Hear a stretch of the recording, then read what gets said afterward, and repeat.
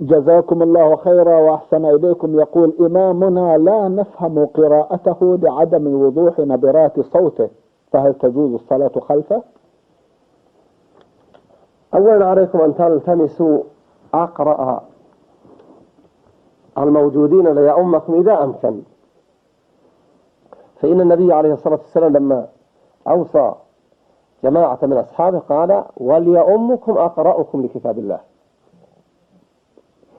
فإذا كان إمامكم لا تعرف قراءته وتستطيعون أن تستبدلوه فافعلوا، وإن كنتم لا تستطيعون وتعلمون أنه يقرأ قراءة صحيحة لكن لسانه فيه لكنة لا تجعلكم تفهمون، فالصلاة خلفه صحيحة إن شاء الله، وإن وجدتم أحسن منه فأولى بكم أن تفعلوا، لكن لا تدعوا الصلاة مع الجماعة لتصلوا فرادى من أجل ذلك وأنتم تستطيعون أن تصلوا معه.